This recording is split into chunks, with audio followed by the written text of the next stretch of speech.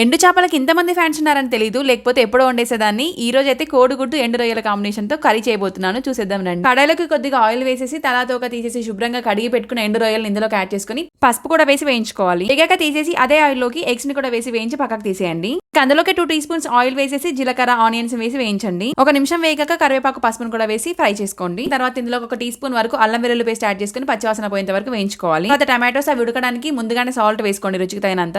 Tomatoes వేగాక ముందుగా వేయించి పెట్టుకున్న రొయ్యలు ఇందులోకి యాడ్ చేసుకోండి. ఈ ఎండు రొయ్యలు వచ్చేసి ఆక్టోరికా బ్రాండ్ వి. వీళ్ళ స్పెషాలిటీ ఏంటంటే 6 హైజీన్ స్టెప్స్ ని ఫాలో అవుతూ ఫిషెస్ ని క్లీన్ చేస్తారు. More than 15+ varieties of dry fishes ఉన్నాయి వీళ్ళ దగ్గర. నో ప్రిజర్వేటివ్స్, అలాగే 2 లేయర్ నీట్ ప్యాకింగ్ తోటి వచ్చాయి. మీరు ఆక్టోరికా డ్రై ఫిషెస్ ని ఆర్డర్ పెట్టుకోవాలనుకుంటే స్విగ్గీ, ఇన్స్టామార్ట్ నుంచి ఆర్డర్ చేసుకోవచ్చు. హైదరాబాద్ వాళ్ళైతే, బెంగళూరులో వాళ్ళైతే బ్లింకిట్ లో అవైలబుల్ గా ఉన్నాయి. అమెజాన్, ఫ్లిప్కార్ట్ నుంచి అయితే ఆల్ ఓవర్ ఇండియా షిప్ చేస్తారు. నందూస్ చికెన్ టెండర్ కట్స్ లో కూడా ఉన్నాయి. రొయ్యలు వేసాక కారం, ధనియాల పొడి వేసుకుని తగినంత వాటర్, చింతపండు రసం కూడా యాడ్ చేసుకుని దగ్గర పడిన తర్వాత ఎగ్స్, కొత్తిమీర చల్లేసుకొని సర్వ్ చేసుకుంటే సూపర్ టేస్టీ ఎండు రొయ్యల కర్రీ రెడీ.